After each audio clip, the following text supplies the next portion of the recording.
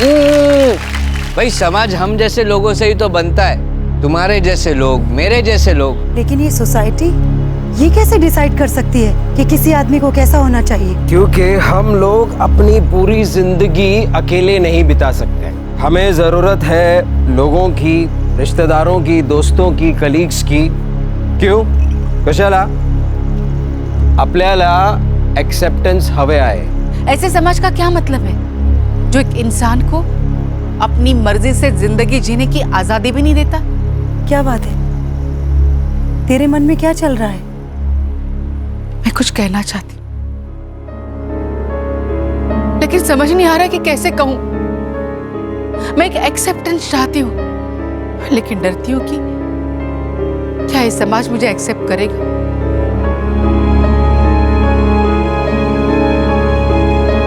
Shakespeare ने कहा है, ये दुनिया एक रंगमंच है और हम सब आदमी औरतें केवल अभिनेता हैं। कहते हैं कि जिंदगी कुदरत का रचा एक नाटक है, ना कि किसी इंसान का बनाया कोई धोखा।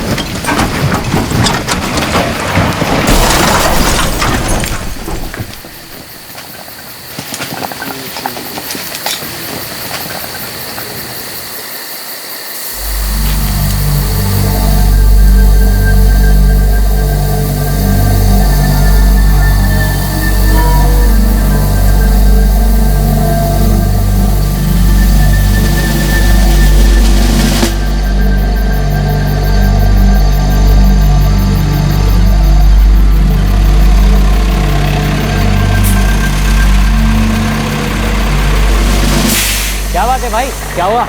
यार हमने ना एक कार को इस घाट से अभी नीचे गिरते हुए देखा है। हमारे पास फोन नहीं है, तो पुलिस को फोन कर देगा। भाई यार मदद कर दे, किसी की जान बच जाएगी।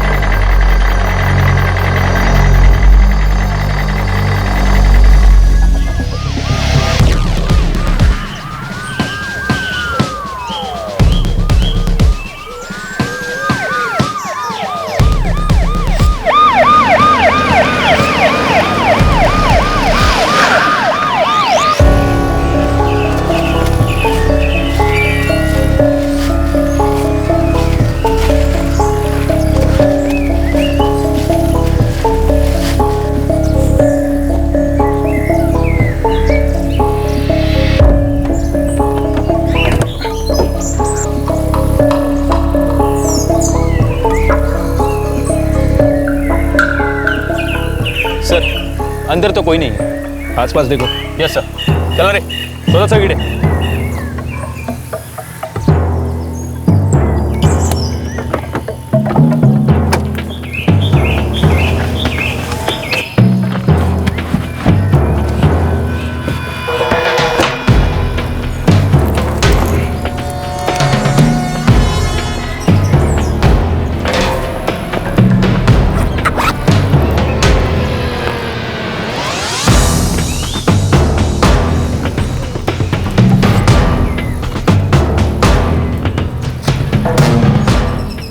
नंदिता करमरकर।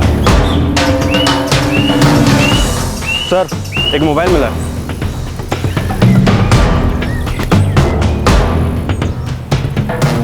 सिम कार्ड नहीं है।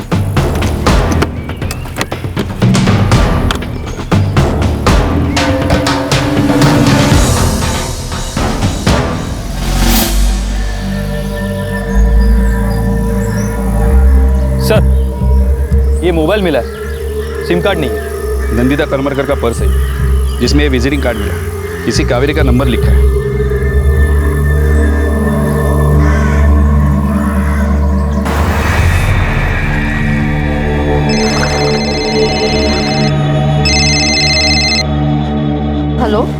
कावेरी?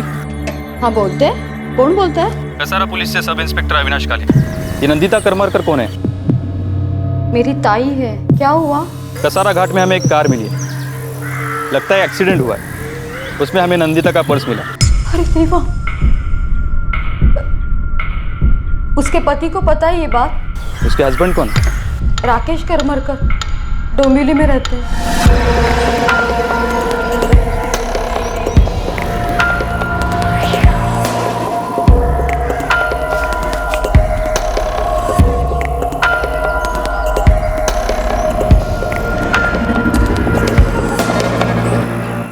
क्या? ये नहीं हो सकता। नंदिता नासिक जाने के लिए ट्रेन से निकली थी। वो सब कुछ मुझे नहीं पता। कसारा पुलिस का फोन आया था। ये कैसे हो सकता है? सब पूरा जंगल छान मारा, नंदिता का कोई नामो निशान नहीं है। गाड़ी में खून का एक भी दाग नहीं मिला। गाड़ी के पेपर्स भी गायब है। सर नंदिता के हस्बैंड का नंबर मिल गया है। एक काम करो, गाड़ी को कस्टडी में ले लो और नंदिता के हस्बैंड को कहो नंदिता का फोटो लेकर पुलिस स्टेशन आ जाए। Yes sir.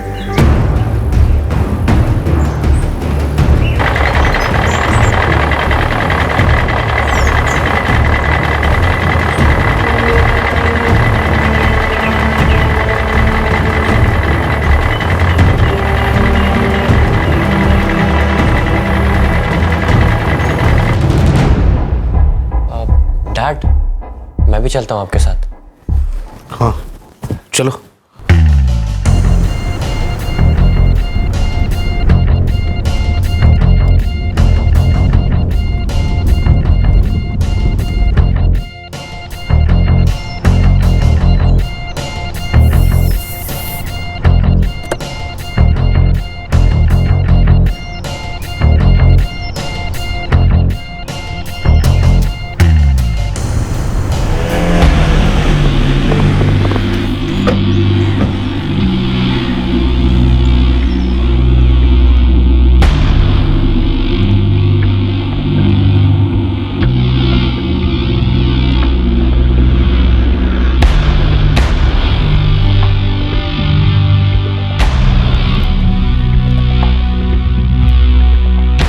हाँ सर, ये मेरी वाइफ का ही फोन है।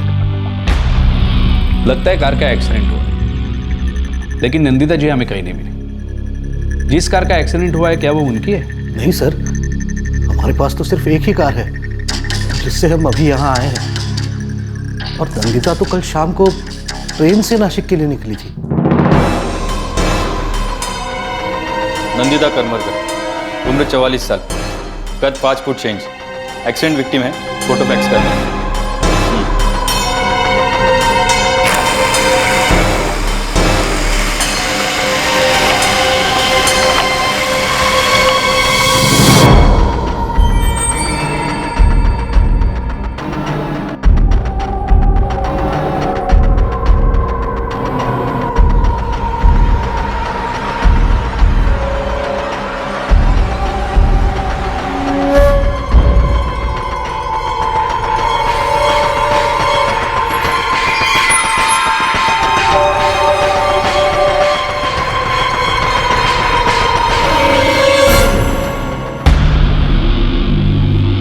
पॉसिबल है सर, नंदिता के पास और कोई कार नहीं थी। हमारे पास एक ही कार है जो ये घर पर थी। नासिक के लिए वो कितने बजे निकली थी? शाम को 6:30 बजे। मैंने खुद उसे कल्याण स्टेशन पर छोड़ा था।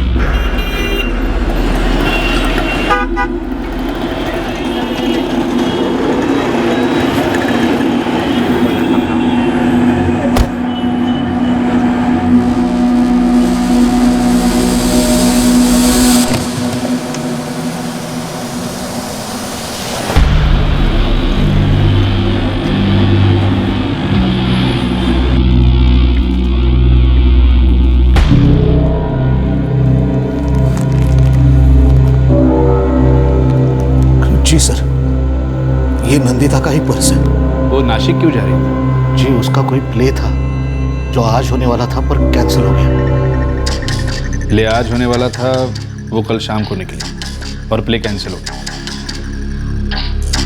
प्ले कैंसिल हो गया ये आपको कैसे पता चला? जी वो रात को 11:30 बजे मुझे फोन आया था।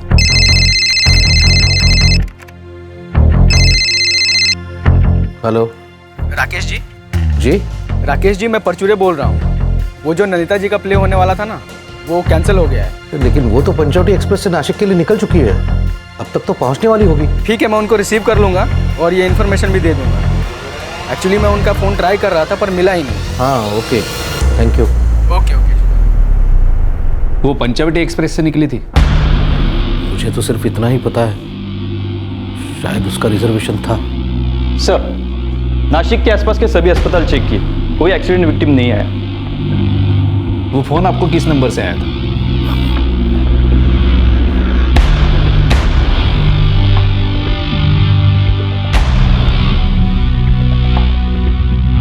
जिस जगह पर कार का एक्सीडेंट हुआ था उसके आसपास नंदिता करमरकर कहीं नहीं मिली थी, लेकिन उसका पर्स और उसका मोबाइल फोन उसी कार में मिला था। फिर वो कहां गायब हो गई? क्या इस सब के पीछे कुछ ऐसा भी था जो अभी तक नजर नहीं आया था?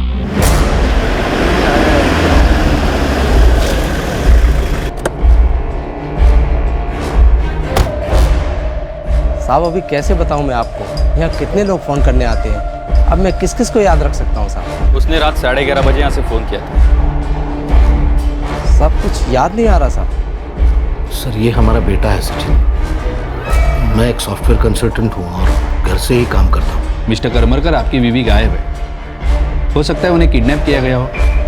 ये नहीं हो सकता सर, उसकी किसी से कोई दुश्मनी नहीं थी। ये तो इन्वेस्टिगेशन के बाद ही पता चला, लेकिन ऊपर से ऐसा लग रहा है कि कहीं कोई गड़बड़ जरूर है।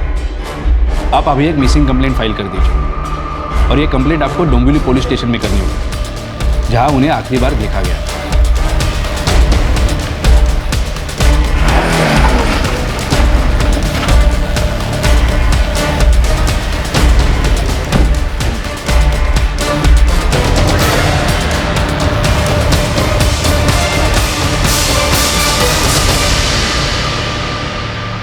राकेश को रात 11:30 बजे जो प्ले कैंसिल होने का फ़ोन आया था, वो पब्लिक फ़ोन बुथ से किया गया था। कार हमारी कस्टडी में है और फिंगरप्रिंट्स लिए जा रहे हैं। ठीक है, और कुछ जानकारी चाहिए होगी तो मैं आपको फ़ोन करूँगा।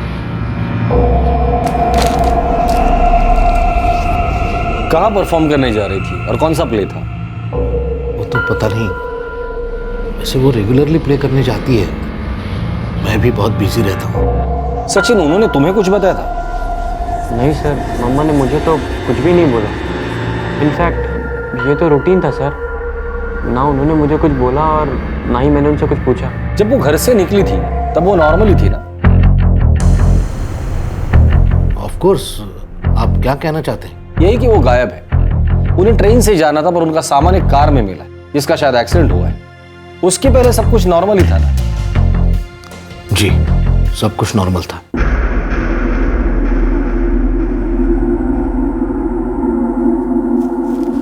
चले? चलो।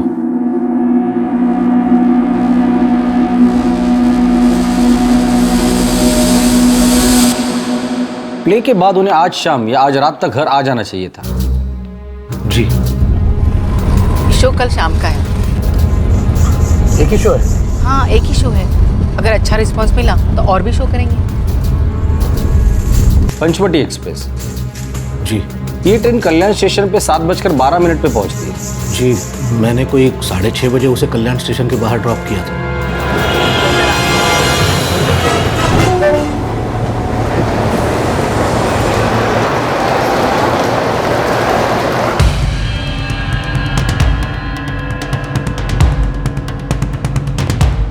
नहीं सर, नंदिता करमरकर के नाम से 3 जनवरी 2014 को पंचवटी एक्सप्रेस में कोई भी रिजर्वेशन नहीं है।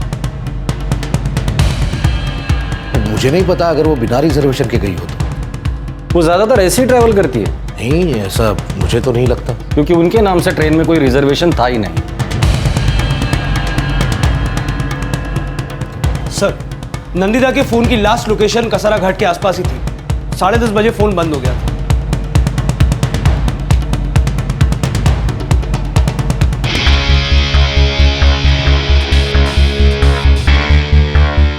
राकेश का कहना है कि उसने 6:30 बजे नंदिता को कल्याण स्टेशन ड्रॉप किया और रात को 10:30 बजे नंदिता की फोन की लोकेशन कसारा घाट के आसपास दिखाई दे रही है। सर, एक और अजीब बात है कि शाम को 6:35 से लेकर 9:35 तक, यानी 3 घंटे नंदिता का फोन बंद था। ये ऐसा तो नहीं कि ये एक्चुअल एक्सीडेंट है ही नहीं, प्लॉट मर्डर का ही है। एक काम करें, कसारा पुलिस को बोलो कि एक्सीडेंट स्पॉट को दोबारा से चेक करो। उसकी लाश वहीं कहीं गाड़ दी गई हो, किसी ऐसी जगह पे जो हम लोग मिस कर रहे हैं।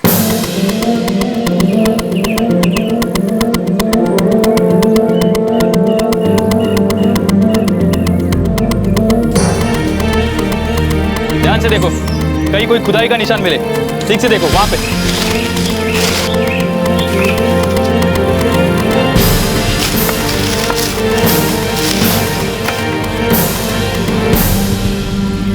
क्या इस सब के पीछे कुछ ऐसा भी था जो अभी तक नजर नहीं आया था?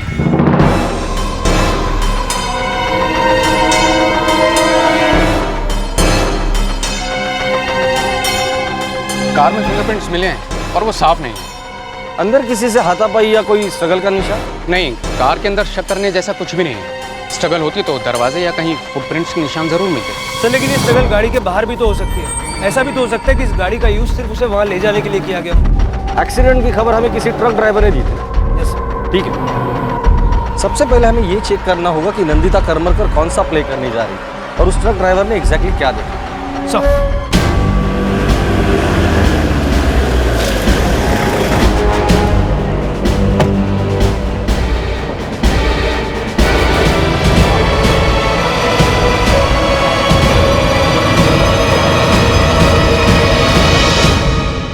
सर हम क्या बता सकते हैं, हम लोग तो खुद शॉक्ड हैं। नंदिता का नासिक में कोई प्ले का शो होने वाला था क्या? सर इसके बारे में हमें कोई आइडिया नहीं है, लेकिन अगर वो शो करने जा रही होती तो हमें ज़रूर पता चलता। हाँ सर, हम लोगों का सर्कल एक ही है। अगर किसी की भी परफॉर्मेंस होती है तो हमें ज़रूर पता चलता। ये ऐसा तो नहीं कि ऐसा कोई नाटक होने ही वाला नहीं था और ये नौटंकी किसी और ने रची हो। 2 लोग थे साहब, उन्होंने हमें रोका।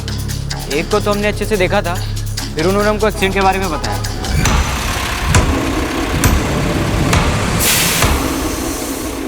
नहीं साहब, रात का टाइम था इसलिए हम लोग ठीक से देख नहीं पाए उनको। साहब जिसने पहले आके बात की थी ना, वो एक जवान लड़का था। यार अभी हमने ना एक कार को घाट से नीचे गिरते हुए देखा है। हमारे पास फ़ोन नहीं है तो पुलिस को फ़ोन कर देगा। भाई यार मदद कर दे, किसी की जान बच जाएगी। तो तुमने देखा नहीं कि कार कहाँ गिरी है? साहब रात का टाइम था और किसी ने हमसे मदद मांगी इसलिए हमने फ़ोन कर दिया।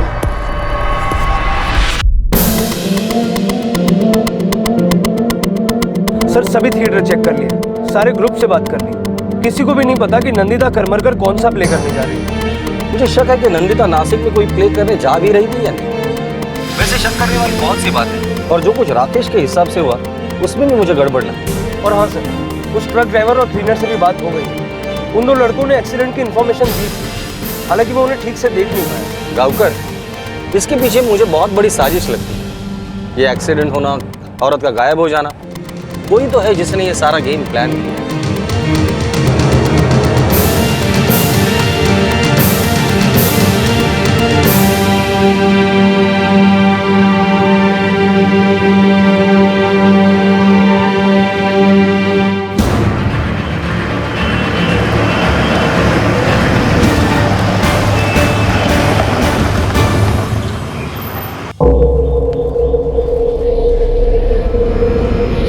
जहाँ तक मुझे पता है नंदिता और राकेश के बीच सब कुछ ठीक ही था। देखिए एक बात का हमें लगभग पक्का यकीन है कि वो प्ले के लिए तो नहीं गई थी। नंदिता की पहली शादी काफ़ी जल्दी हुई थी, लेकिन टूट भी जल्दी गई थी। मतलब राकेश उसका दूसरा हस्बैंड? जी। नंदिता को उसकी पहली शादी से एक बेटी भी हुई, आरती। फिलहाल आरती कहाँ है? वो अलीबाग में रहती है। उसने नंदिता की मर्जी के खिलाफ शादी की थी। वैसे राकेश और नंदिता की भी लव मैरिज थी, उनको एक बेटा भी है 20 साल का, सचिन। लेकिन मुझे नहीं लगता कि शादी के 21 साल के बाद उन दोनों में अचानक कोई प्रॉब्लम हुई होगी। कोई ना कोई वजह तो होगी। हमें शक है कि नंदिता को कहीं कुछ हो न गया। सर राकेश के फोन रिकॉर्ड में कोई भी शक करने वाली बात नहीं। 3 जनवरी की शाम राकेश की क्या मूवमेंट थी? कल्याण तक गया था और फिर घर वापस आ गया। हो सकता है ये प्लान उसने किसी के साथ मिलकर किया। सर एक नंबर है जिस पर उसकी लगातार बातचीत होती रही है। अपनी वाइफ से भी ज्यादा इस नंबर पर बात हुई। कौन है? सर नंबर है 4443214456, प्रगति बेलगाम से। कई बार मैंने उन दोनों के बीच में झगड़े की आवाज सुनी थी, लेकिन हर पति पत्नी में ऐसा झगड़ा तो होता ही रहता है। इसका मतलब ये तो नहीं कि वो दोनों अलग हो जाए। अभी नंदिता मैडम की पर्सनल लाइफ के बारे में मेरे को कैसा मालूम होगा ना साहब। लफड़ा किसी के साथ है या नहीं ये पता नहीं। हाँ, उनके घर में थोड़ी अनबन चल रही थी, ये बात सच है। मैं मेकअप कर रहा था तभी मैंने सुना। क्या सुना? जस्ट लीव इट राकेश, मैं इतना सब कुछ नहीं कर सकूंगी। Same here. अब मुझे नहीं लगता कि सब कुछ ठीक हो जाएगा।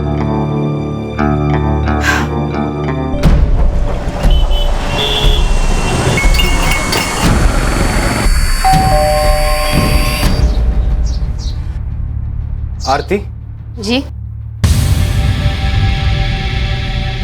जी, दरअसल मैंने आई की मर्जी के खिलाफ शादी की थी। वो गायब है, हो सकता है उन्हें कुछ हो गया हो।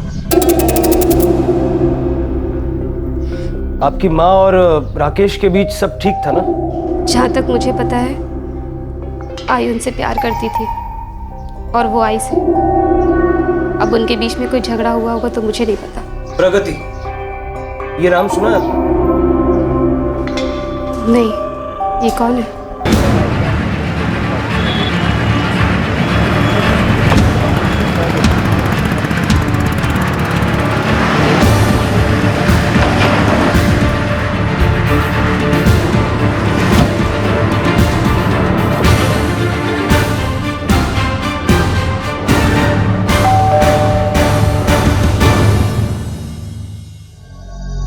प्रगति जी, मैं राकेश की अच्छी दोस्त हूँ। सिर्फ अच्छी दोस्त है या उससे कुछ ज्यादा? हमने पूरे कॉल रिकॉर्ड्स चेक किए। पिछले 1.5 साल से आप राकेश के लगातार टच में।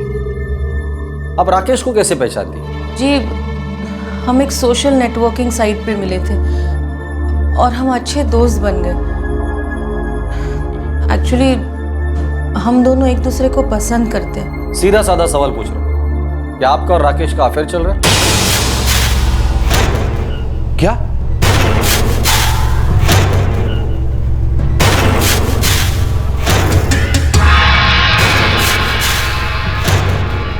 मालूम नहीं सर, लेकिन मॉम डैड के बीच में काफ़ी झगड़े होते थे।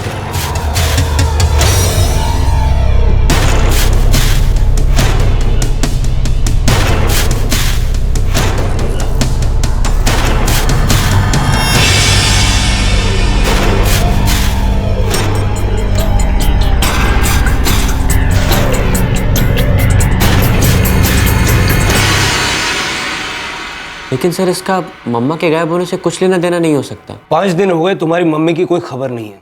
हमें लगता है कि उनके साथ कुछ तो गड़बड़ हुई है। तुम्हारे माता पिता के संबंध कुछ खास अच्छे नहीं थे और हमारे पास इस बात के काफी सबूत हैं। जी, नंदिता के और मेरे बीच सब कुछ ठीक नहीं था, लेकिन इसका उसके गायब होने से कोई ताल्लुक नहीं है। तो फिर किसका ताल्लुक है? अब ये मुझे कैसे पता सर? मैंने तो उसे कल्याण स्टेशन ड्रॉप कर दिया था, उसके बाद वापस घर चला आया। उसके बाद क्या हुआ मुझे नहीं पता। मिस्टर राकेश करमरकर, कल्याण स्टेशन के बाद कौन सा सीन हुआ था? क्योंकि नंदिता ने ना ही नासिक के लिए कोई ट्रेन पकड़ी थी, ना ही पंचवटी एक्सप्रेस में उनके नाम का कोई रिजर्वेशन था, और ना ही वो नासिक में किसी नाटक में परफॉर्म करने जा रही थी। तो आप ही बताइए, ये नौटंकी क्या है? ये कार कहां से और उसके आने के बाद क्या हुआ था?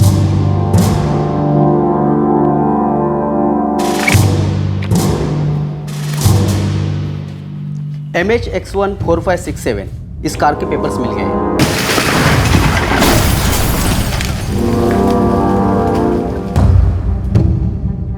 इस कार का रजिस्ट्रेशन किसी और के नाम पे ट्रांसफर किया गया था। 29 दिसंबर 2013 को ये कार बेची गई थी। एक्सीडेंट के 4 दिन पहले? हाँ। बेचने वाला कौन था और खरीदा किसने? ये डील ऑनलाइन हुई थी। नंदिता ने मुझे सिर्फ इतना ही बताया था कि वो पंचवटी एक्सप्रेस से जा रही है। इससे ज्यादा मुझे कुछ नहीं पता। आपके कहने के मुताबिक आपने नंदिता को 6:30 बजे कल्याण स्टेशन पे ड्रॉप किया था? जी।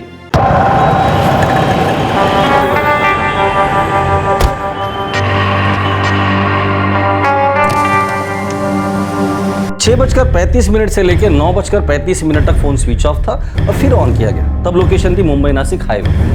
फिर रात को 10:30 बजे फोन स्विच ऑफ किया गया और तब लोकेशन थी कसारा घाट के आसपास।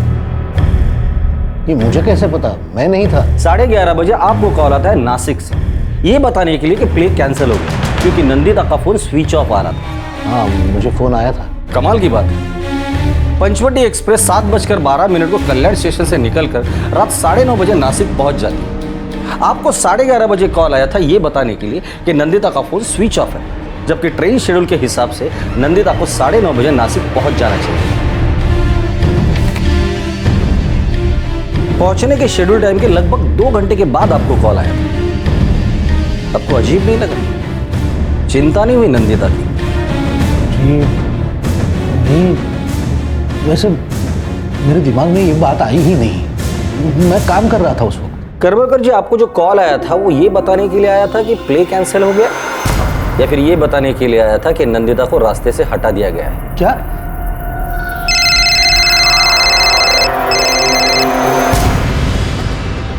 हाँ गावड़े बोल।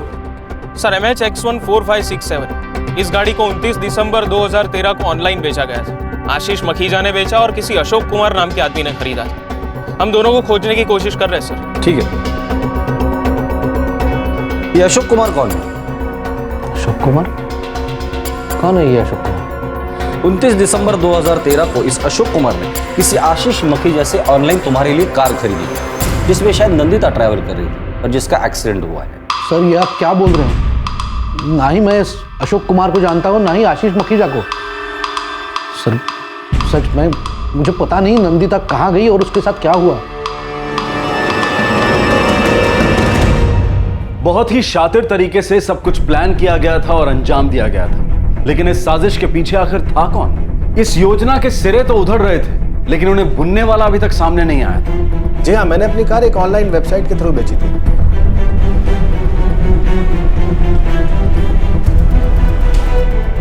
मिस्टर आशीष मखीजा, ये अशोक कुमार कौन है? मुझे नहीं पता अशोक कुमार कौन है। हाँ, एक मनोजपुरी नाम का आदमी था जो अशोक कुमार के नाम से कार खरीदना चाहता था। पहले नेट पे काफ़ी दिनों तक नेगोशिएशन करता रहा, फिर हम मिले भी थे। मनोजपुरी नंबर है उसका? जी।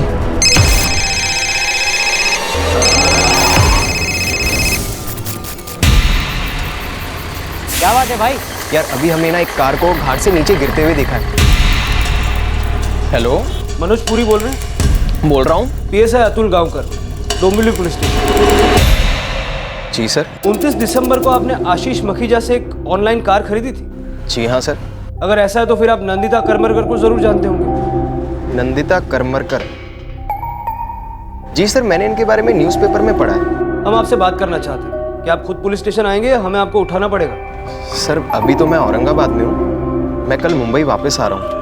मैं कल सामने से पुलिस स्टेशन आ जाऊँगा सर। कल सुबह हम आपसे मिलना चाहते हैं। अगर नहीं मिले तो आपके लिए अच्छा नहीं होगा। क्या हुआ सर? आपने जो कार बेची थी उसका एक्सीडेंट हो गया और तब से एक्ट्रेस नंदिता करमरकर गायब है और हमें लगता है कि कोई जुर्म हुआ है। सर न्यूज़पेपर में पढ़ा मैंने। मिस्टर मखीजा, जब तक हम नहीं कहते आप ये शहर छोड़ के कहीं नहीं जाए। जी सर। नहीं यार, आज मैं कॉलेज नहीं आऊँगा। एक्चुअली मेरी तबीयत थोड़ी ख़राब है। चल बाय।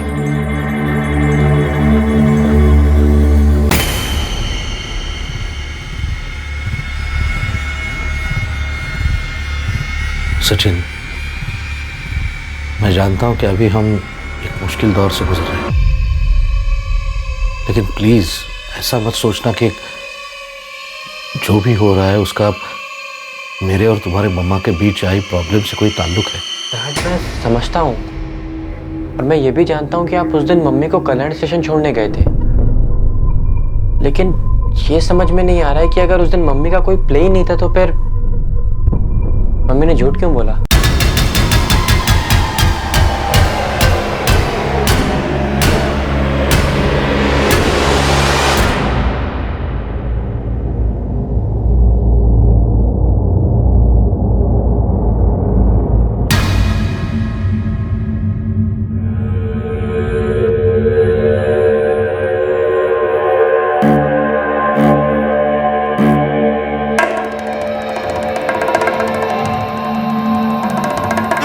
मैं सच बोल रहा हूँ सर, मेरा विश्वास करिए। मैंने नंदिता करमरकर का नाम सिर्फ न्यूज़ के थ्रू सुना है। मैं बस इतना जानता हूँ वो एक एक्ट्रेस है और अब भी गायब है। बकवास बंद कर दे और बता दे अशोक कुमार कौन है जिसके लिए तुमने कार खरीदी थी। मेरा दिमाग मत खराब करो, बोलो ये अशोक कुमार कौन है?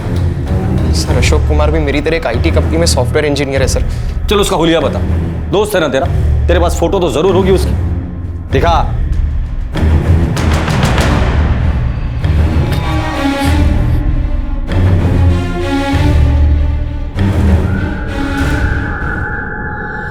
राकेश जी, मैं परचूरे बोल रहा हूँ। वो जो नंदिता जी का प्ले होने वाला था ना, वो कैंसिल हो गया है। कौन है अशोक कुमार? इसके लिए तुमने कार क्यों खरीदी? नंदिता करमरकर के साथ क्या हुआ, सब कुछ बता दे। देख मनोज, हम लोग जानते हैं कि तुम और अशोक किसी के लिए काम कर रहे हो। कौन है?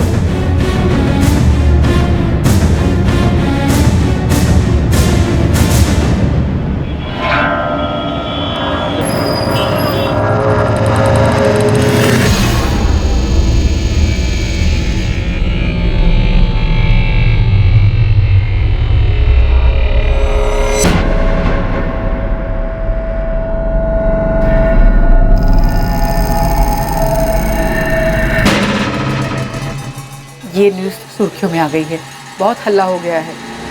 ठीक है।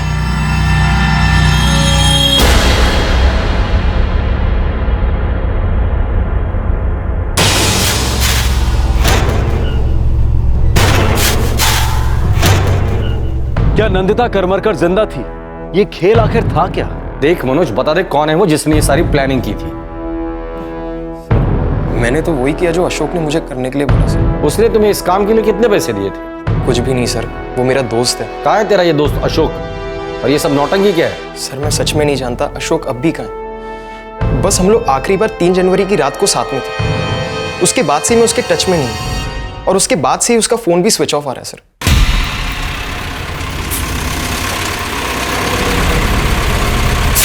क्या बात है भाई, क्या हुआ? यार अभी हमें ना एक कार को घाट से नीचे गिरते हुए देखा है। हमारे पास फोन नहीं है, तो पुलिस को फोन कर देगा। भाई मदद कर दो, किसी की जान बच जाएगी।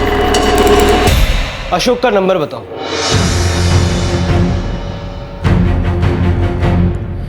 सर 444-352-126। तुम लोगों ने इस जुर्म को अंजाम देने के लिए कार खरीदी थी ना? तुम दोनों नंदिता करमरकर को कैसे जानते हो? क्या राकेश करमरकर ही सबका मास्टरमाइंड है? जी ये सब जल्दी बता। सर ये कुछ 1 साल पहले की बात है।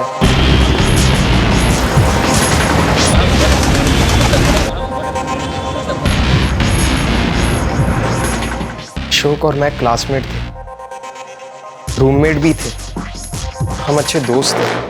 ये नंदिता करमरकर बीच में कहां से आ गई? प्रीति। प्रीति? अब ये प्रीति कौन है?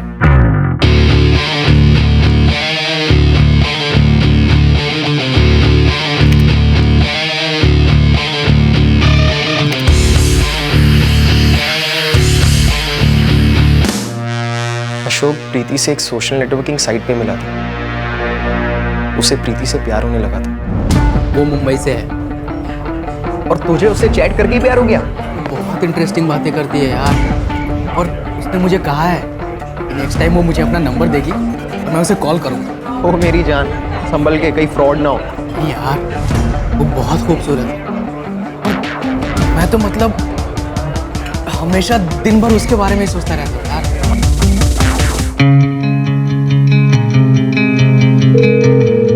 हेलो। हाय प्रीति। हाय अशोक। तुम्हारी आवाज़ सुनकर बहुत अच्छा लग रहा है। Same here. पर मैं अब तुम्हें देखना चाहता हूँ। तो इसके लिए तुम्हें मुंबई आना होगा। तो ठीक है ना, अप्रैल में मेरे एग्जाम्स खत्म हो रहे हैं। उसके बाद मैंने सोचा है कि मैं मुंबई में ही जॉब ले लूँगा। वाह, इतना सब मेरे लिए? सिर्फ तुम्हारे लिए। सुपर, ये तो बहुत अच्छा होगा। प्रीति, मुझे पता नहीं मुझे ये बात तुमसे कहनी चाहिए या नहीं कहनी चाहिए, पर मैं तुमसे कुछ कहना चाहता हूँ। हाँ बोलो। हमें चैट करते हुए 3 महीने से ऊपर हो गए ना। आई थिंक मैं तुमसे कहना चाहता हूँ कि I mean love with you.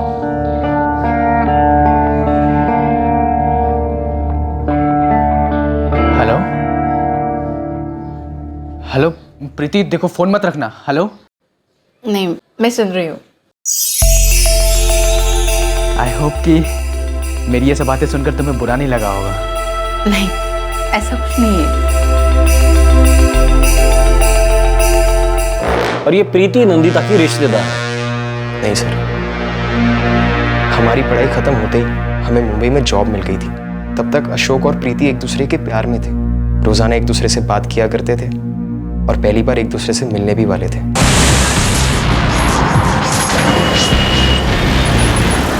Guess what, मैं मुंबई आ गया हूँ। मैं तुम्हारे आने का कब से इंतजार कर रही थी। तो फिर मिलते हैं। क्या हुआ प्रीति? तुम सचमुच मुझसे मिलना चाहते हो? Are you sure? Of course. तुम मुझसे नहीं मिलना चाहती? नहीं, मिलना तो चाहती हूँ, अगर तुमने मुझे पसंद नहीं किया तो। ऐसा कुछ नहीं होगा प्रीति। हम दोनों के दिल मिल चुके हैं। हम दोनों एक दूसरे को अच्छे से समझते भी हैं। सिर्फ एक दूसरे को देखना बाकी है। ठीक। प्रीति के साथ क्या प्रॉब्लम थी? प्रीति के साथ क्या प्रॉब्लम थी? अशोक प्रीति से मिलने गया था।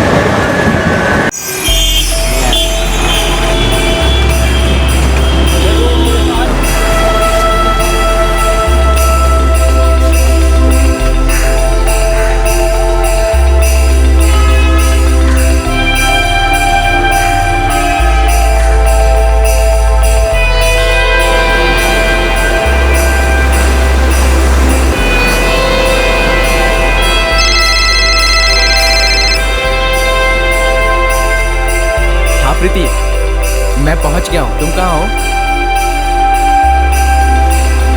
मैं आता हूं, अभी आता हूं।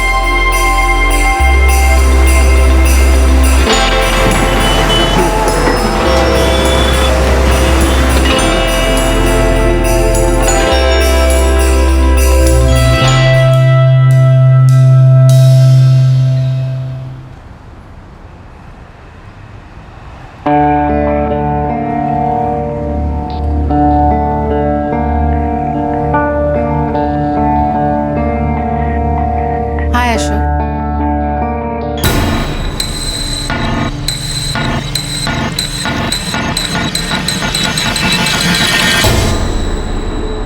कि प्रीति नहीं आई, नंदिता वहां आई। नहीं। ये कौन है आप? क्या मैं आपको जानता हूं? मैंने कहा था, हो सकता है मुझसे मिलने के बाद तुम मुझे पसंद नहीं करो। हेलो। हाय प्रीति। हाय अशोक। तुम्हारी आवाज सुनकर बहुत अच्छा लग रहा है। Same here. मैं अब तुम्हें देखना चाहता हूँ। तो इसके लिए तुम्हें मुंबई आना होगा।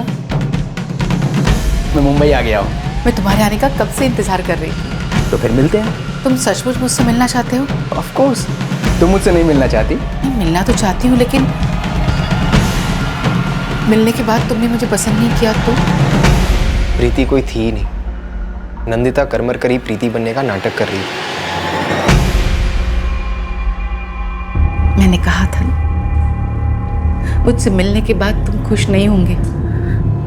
लेकिन क्यों किया आपने ऐसा? क्यों मुझे ऐसे धोखा दिया? I am really sorry. तुम्हें धोखा देने का मेरा कोई इरादा नहीं था। लेकिन धोखा दिया आपने। तुमने तो कहा था कि हमारे दिल और दिमाग दोनों मिल चुके हैं। हाँ, कहा था, लेकिन वो किसी और के लिए था। वो लड़की जिसे मैंने इमेजिन किया था वो कोई और थी, आप नहीं थी।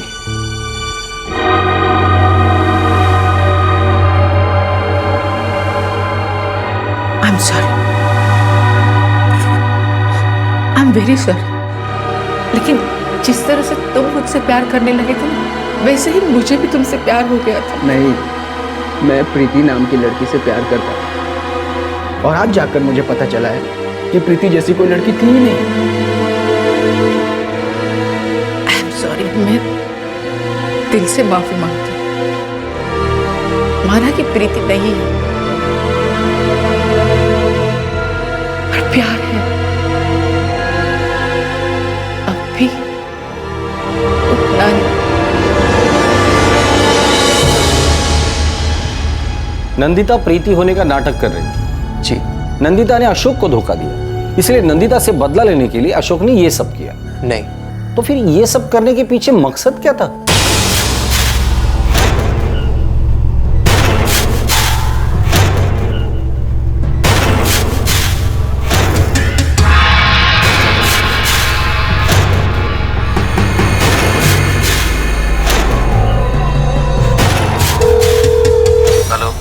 तुमने ये मिसिंग कंप्लेंट क्यों दर्ज करा दी? नंदिता, बोलो, तुमने ये मिसिंग कंप्लेंट क्यों फाइल करा दी? तुम्हें क्या लगता है मुझे और क्या करना चाहिए था? तुम्हें कुछ नहीं करना था, वहां से चुपचाप निकल जाते। पुलिस मेरे पीछे हाथ धो के पड़ी थी। राकेश, तुमने सब कुछ बर्बाद कर दिया। मैंने नहीं, तुमने खुद किया है।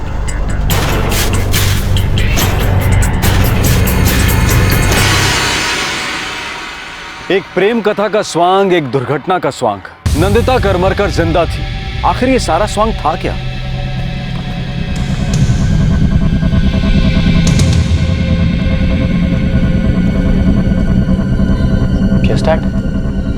क्या हुआ?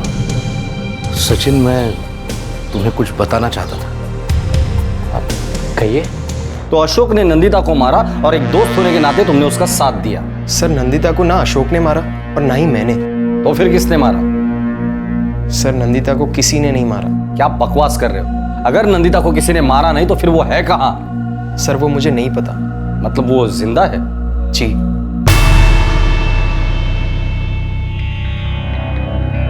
देख, मैंने तुझे पहले ही बोला था कि नेट पे बहुत फ्रॉड होते हैं, लेकिन तू अंधा हो गया था। मैंने सोचा भी नहीं था यार, कोई मेरे साथ ऐसा भी कर सकता है। देख, तूने देख लिया ना, तूने समझ लिया ना।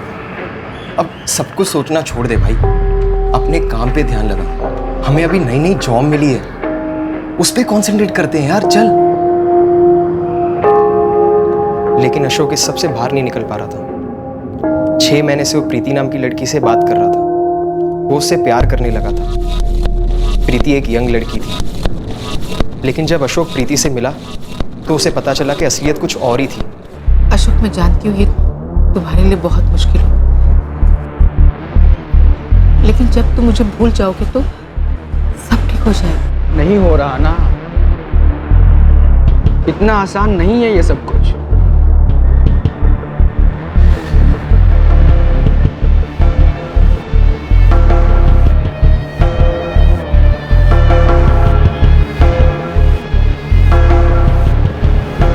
अब मैं तुम्हें कभी नहीं भूल पाऊंगा। अशोक, तुम 25 साल के और मैं 44 साल की हूँ। पता नहीं मैं तुमसे प्यार की उम्मीद कैसे लगा के बैठी। बहुत गलत किया मैंने, धोखा दिया है तुम्हें। लेकिन अब मैं तुमसे प्यार करता हूँ। क्या ये रिश्ता ठीक रहेगा? आगे तक जाएगा?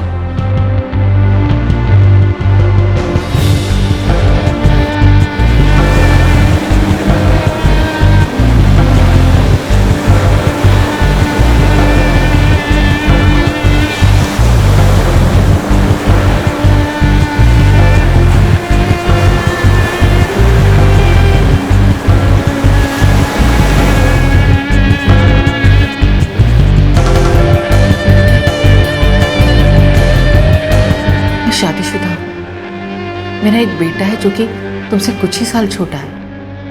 पर प्यार का किसी की उम्र से क्या लेना देना है? उसे उम्र से कैसे नापा जा सकता है? अशोक, ऐसा हम सोचते हैं, बाकी दुनिया ऐसा नहीं सोचती है। हमारे बीच ये दुनिया कहाँ से आ गई? हम दोनों की दुनिया सिर्फ हम दोनों ही हैं।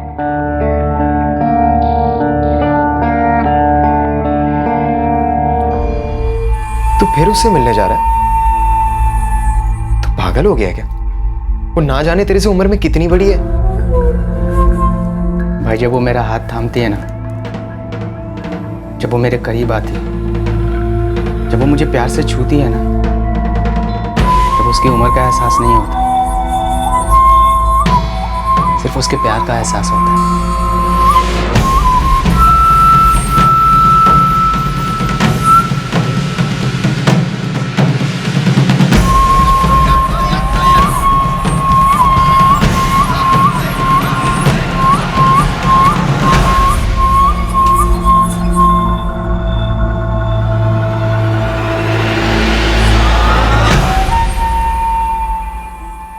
बहुत खूबसूरत लग रही थी तुम,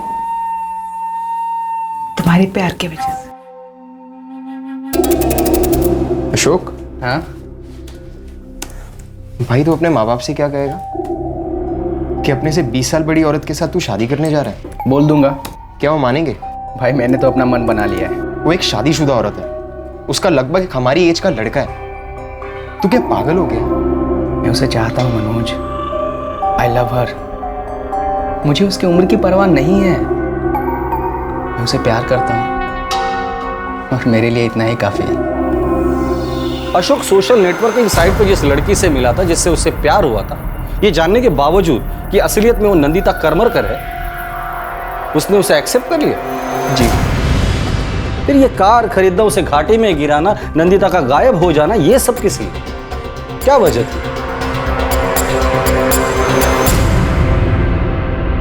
कहानी सामने आ चुकी थी, लेकिन साजिश पर से पर्दा उठना भी बाकी था। वो अब भी एक रहस्य ही थी। इस कहानी के लेखक के मन में आखिर था क्या?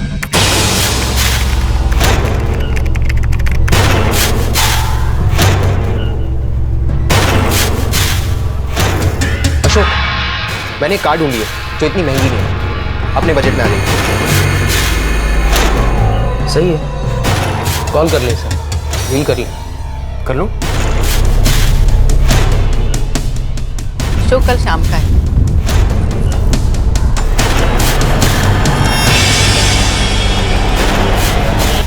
कार से निकलते मोबाइल स्विच ऑफ कर दें।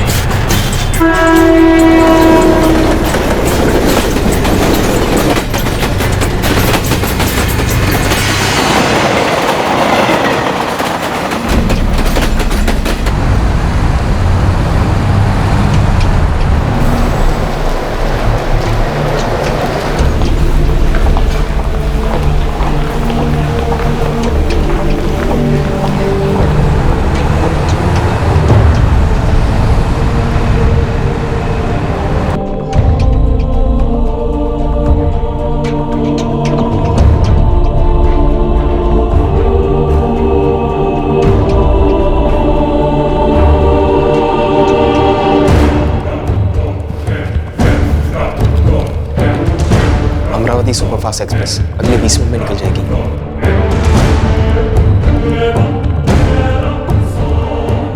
Let's move.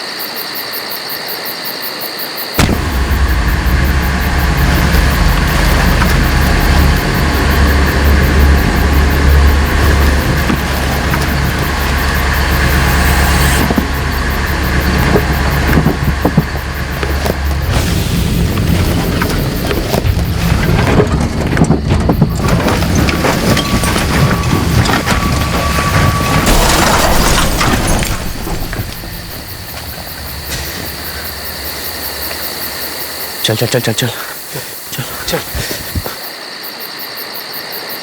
सब कुछ प्लान किया गया था। हर चीज इस नाटक को अंजाम देने के लिए रची गई थी। नंदिता नासिक चली गई थी। जी सर। अशोक कहाँ है? सर नहीं मालूम, मैं उसके टच में नहीं हूँ। इस वक्त वो दोनों कहाँ हैं? सर मैंने कहा मुझे कुछ नहीं पता। अब ये सारा नाटक समझ में आ रहा है मुझे। ये नहीं समझ में आ रहा है कि इसकी जरूरत क्या थी। सर मुझे नहीं मालूम। अशोक मेरा दोस्त था, नंदिता के प्यार में था। उसने मुझसे कहा तो मैंने कर दिया। मैंने उससे पूछा था प्लीज। सर, अशोक की कॉल रिकॉर्ड्स आ गए।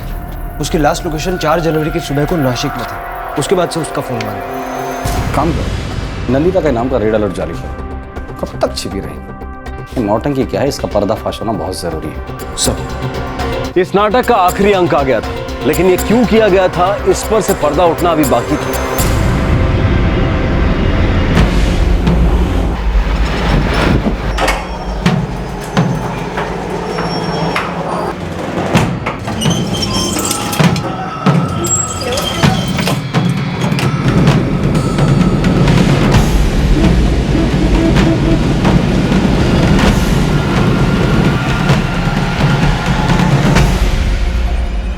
एक्सक्यूज मी, कहाँ जा रहे हैं? मुझे कमिश्नर सर से मिलना है। क्या बात है, और कौन है आप?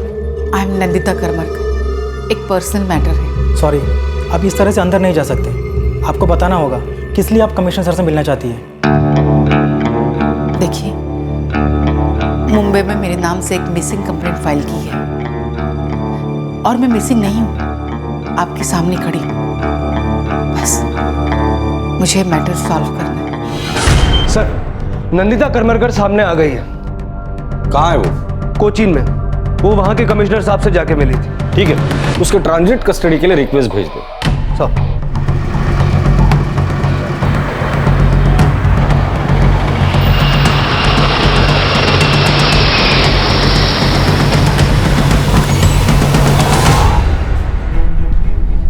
वेलकम नंदिता जी, हम आपका ही इंतजार कर रहे थे। बैठिए।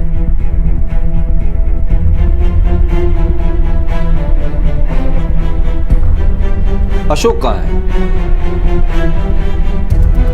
ये सारा कसूर मेरा है। इस सब में अशोक और तुम्हारा बराबर का हाथ है। कहाँ है वो? हम ये सब नहीं करना चाहते थे। हमें नहीं पता था कि बात इतनी आगे बढ़ जाएगी। लेकिन बात आगे बढ़ चुकी है। आप सिर्फ इतना बता दीजिए कि वो है कहाँ और ये सारा नाटक आपने किस लिए किया।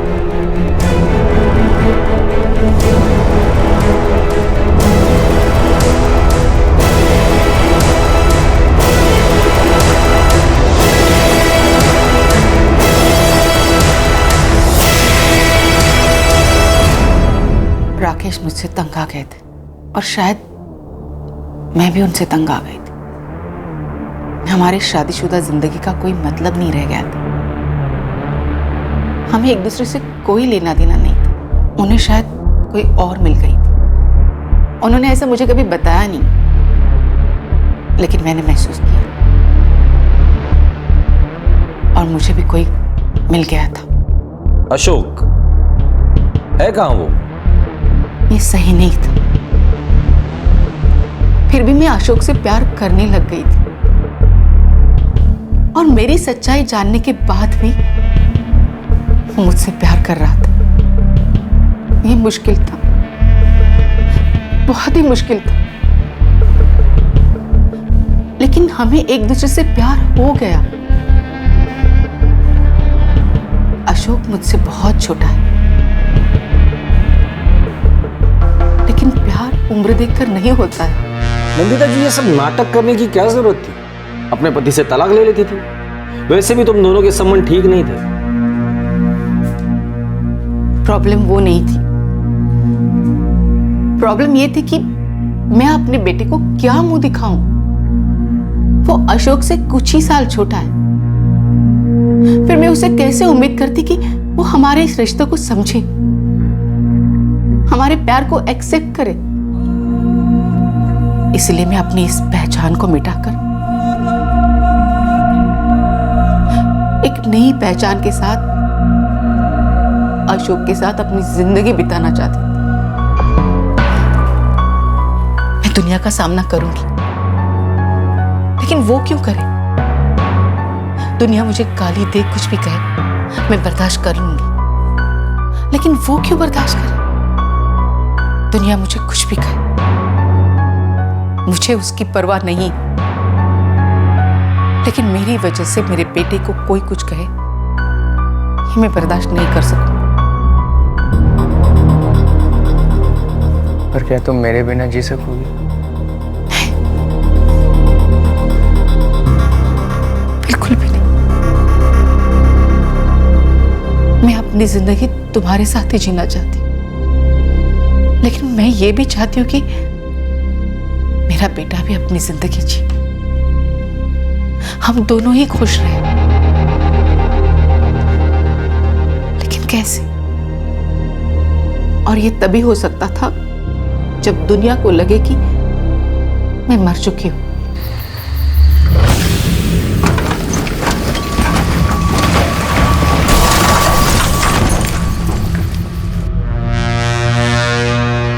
हमें लगा कि मेरे मरने की खबर फैलते ही सब ठीक हो जाए, फिर आराम से मैं और अशोक अपनी नई जिंदगी की शुरुआत कर पाएंगे। तो नासिक में तुम्हारे नाटक का शो था ही नहीं। मुझे नहीं लगा था कि बात इतनी बढ़ जाएगी। राकेश को किसने फोन करके बताया कि नासिक में तुम्हारे नाटक का शो कैंसिल हो गया? अशोक ने? जी। सारा नाटक तुमने किया और हमें लगा था इस सब के पीछे राकेश का हाथ है। मुझे उनके लिए बहुत बुरा लग रहा है। इनफैक्ट मैंने कभी सोचा भी नहीं था कि लोग मुझे गुमशुदा समझेंगे और मुझे ही खोजने लगेंगे। मैं तो राकेश को बोल के आई थी कि मैं उन्हें हमेशा के लिए छोड़ के जा रही हूँ। मतलब राकेश जानता था कि तुम लापता नहीं हो?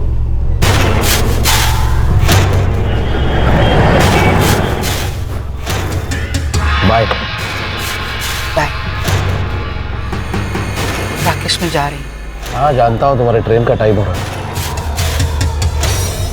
नहीं राकेश, मैं हमेशा के लिए जा रही हूँ। देखो अब ये नाटक हम बंद कर देते। लेट्स फेस इट, हमारी शादी में अब कुछ भी नहीं बचा है, सब कुछ खत्म हो चुका है। तो क्यों ना हम एक दूसरे को आजाद कर दें, ताकि हम अपनी जिंदगी अपने तरीके से जी सकें। अब मैं वापस कभी भी नहीं आऊँ।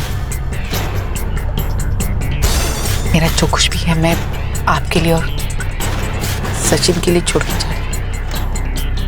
आई नो उसके लिए ये सब समझना इतना आसान नहीं, बहुत ही मुश्किल, पर आप उसे समझा दीजिए और प्लीज उसे अच्छी तरह से संभालिए और शायद सब कुछ ठीक कर दे।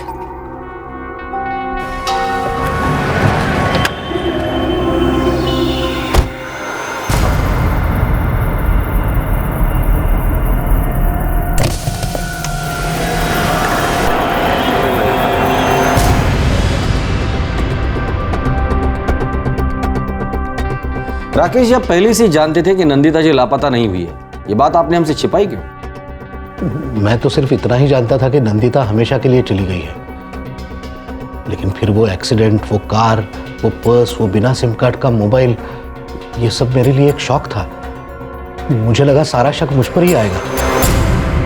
मुझे तो पता ही नहीं था कि ये सब इसी की प्लानिंग थी। एक्चुअली मैं बहुत डर गया था सर। अशोक कहाँ है? इस सब के लिए वो जिम्मेदार नहीं है।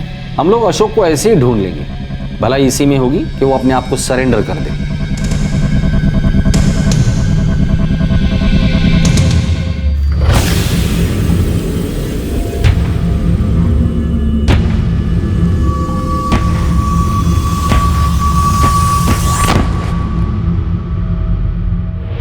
सर, मिसिंग का भी केस नहीं बनता क्योंकि नंदिता तो मिल चुकी है। ना ही किडनैपिंग या मर्डर का केस है। सिर्फ एक गाड़ी डिस्ट्रॉय हुई है जिसे वो अशोक ने ही खरीदा था। सर, ये सारा एक नाटक था जो लिखा और खेला गया था। लेकिन यहाँ कोई क्राइम तो हुआ नहीं है। जी, क्राइम तो नहीं हुआ। केस क्लोज करो। जी।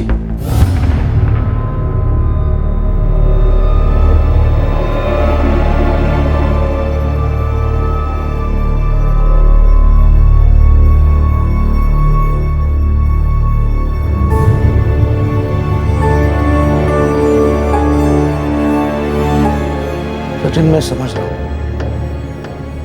कि ये सब समझना हमारे लिए इतना आसान नहीं है।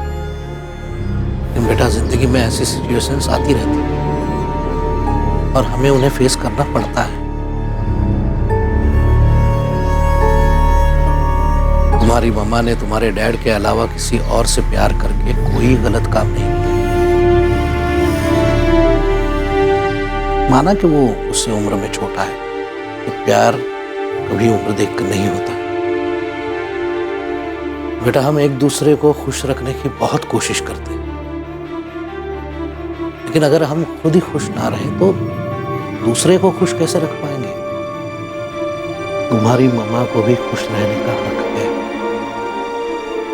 वही हक मुझे भी है, तुम्हें भी है, हम सबको है।